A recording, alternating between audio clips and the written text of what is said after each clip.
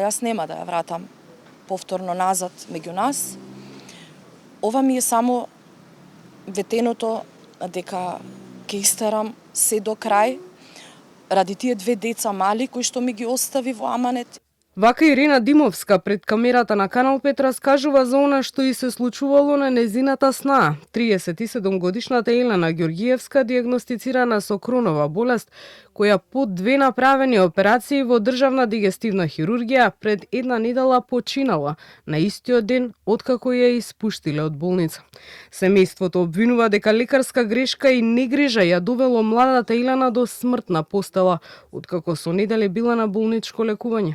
Нејзиниот сопруг и блиските сметаат дека и самата проценка за првична интервенција била погрешна, а според нив најлошо е тоа што повеќе од 10 дена, како што велат, хирургот кој првично ја оперирал заминал на пат во Америка, а одговорноста за третманот понатаму не ја делегирал на друг специјалист, туку на специјализанти. Вината во тоа што беше ветеното се гледа во докторската грешка. Таму целиот случај, све беше од сам почеток до сам крај, све беше не е во ред, за разлика од колку пациенти се што беа оперирани од таа болест, сите излегуваа, сите ги испраќавме што се вика, само Елена седеше најмногу. Првата операција е многу погрешна од аспект наш гледано на семејството, затоа што она секој ден повреќа, тоне, се губи, значи разговарано е, прашувано е колку дена треба да стане од операцијата. Они ни кажуваат дека ќе биде добро, ќе почне да внесува храна и ќе биде добро. Но за жал, тие 11 дена до втората операција немаше подобрување.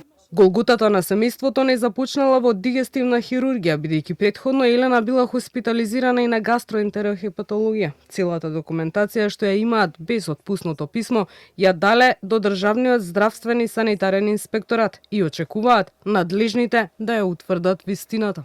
Дали треба, пошто се води се уште на болничко лекување, немаме отпусно писмо, дали ние треба да го платиме тоа што Елена ние си ја погребавме. Јас тоа ќе го имам како прашање, еве и до министерот, ако треба, и до директорот.